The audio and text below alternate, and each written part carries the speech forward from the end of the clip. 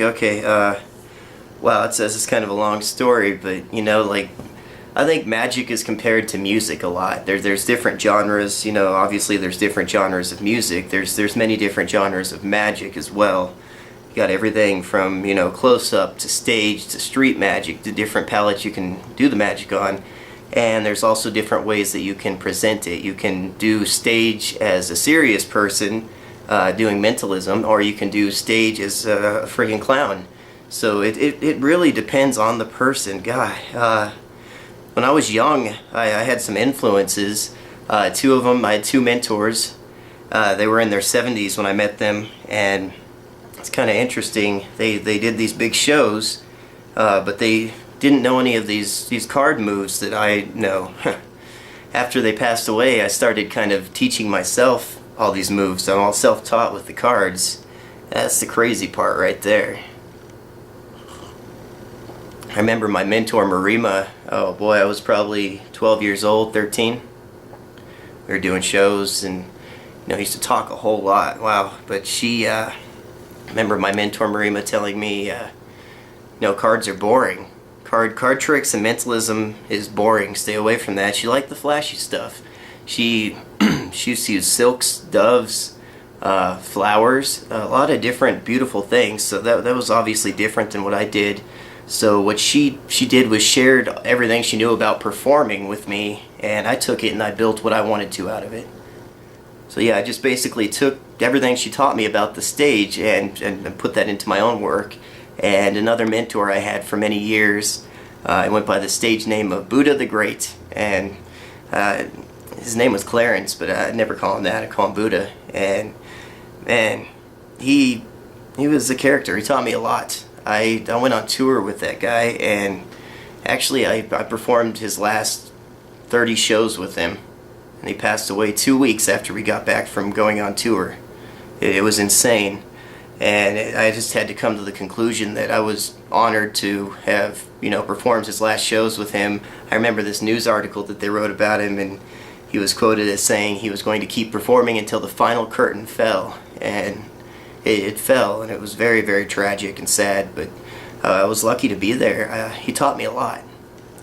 He taught me some good stuff about just overall stage. He did some cool stuff, but again, he didn't do anything like I'm doing. So in the end, I met a third gentleman. His name is Peter, and he was younger. He's about 40, 50, and he started really making me think outside the box. He started making me challenge myself.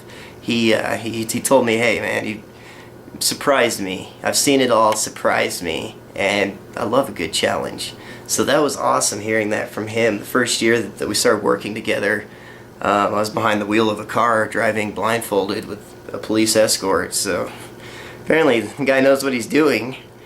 Put me on TV doing some live handcuff escape, and I had to read minds, get out of these dang handcuffs, and get out of a mail bag. I don't know if you guys know like this old school mail bag, but it's that thick cloth material, and there's just lots of holes in the top. I don't know what you'd officially call them. They got the metal around them, but you would stick this rod through all the holes and put a padlock on each end, so this mail bag was freaking sealed shut. So they basically handcuffed me and threw me in the bag, and it was live TV. There's no cuts. I had to get out of this bag in a certain amount of time, and I did, thank God.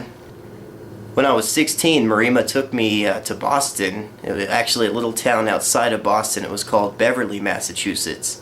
And there's this awesome epic magic show that they performed there. They had 2 theaters, and they would perform on the weekends, and during the week they would show new movies in the theater. They would lower the projection screen and sell tickets to the movies, to keep the theater open. They would sell popcorn and stuff in the lobby, and I thought that was really innovative, the way that they used their theater, and it was a beautiful theater. Both of them were. I remember one, it was called the Larkham Theater, and these guys were big. They had Copperfield coming to their show. They had the greats, the big names coming and sitting in their audience. I was invited to both shows, and I watched these things, and I was just so fascinated. They did their own brand, and that was so cool. It's so different from what I do, but I could just look at it and respect it. It's like a rapper looking at a country song and just feeling it. It's not him, but he feels it. So I'm sitting there watching them on stage. They did like 3 hours, and it was, I'd say, 95% to music. It was just music, music, music, magic, music, mainly magic, but you know what I'm saying. And it was just one song after another, but they were doing the most incredible things. And the one thing I respected about them, all of their props, all of their wardrobes, they had a cast of like 40 to put wardrobes on.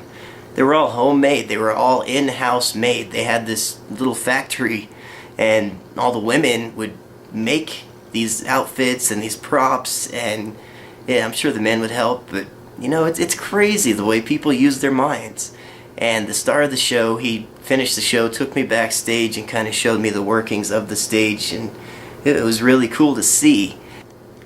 And after the show, the star of the show, his name was Cesario, he brought me backstage and he showed me the workings of the stage, and it was just mind-blowing. And after that, he took me downstairs into the basement, and it was a National Magic Museum right there.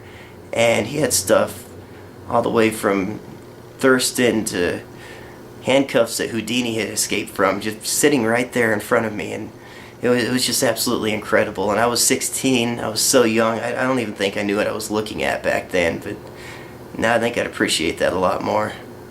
But he, at the end of the tour, took me aside and said, "Hey, I'd like to invite you to be part of the show." And hey, this is all the way out in Boston, so I was living with my grandmother at the time, and I got with her about that. And she just said, "No, you're too young to go. You're too young to go all the way across the country." And that right there kind of, made me miss out on a lot of things. But everything happens for a reason. Everybody, their chances, they come and they go. You have your ups and your downs. And that just happened for a reason. It just prepared me further to be where I'm at today.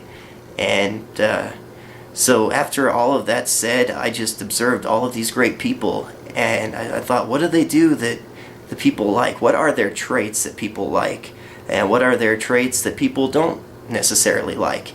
So I took all that. I did a lot of studying, a lot of just watching, and a lot of creating in my head, creating myself as a character, as an artist, as a brand. And I've come to this, that I am a rogue magician, where it is presented pretty much impromptu. It doesn't take all these big setups and everything. It's just, let's try this and let's go with it and see what happens. It's weird. It's a new brand. I'm still working on an actual definition for it, but I know what it means. I know that people like it, and I know it's taken me places, so I'm going to stick with it. And that's about it. It's Michael Collins, Rogue Magic, and I'm here to stay.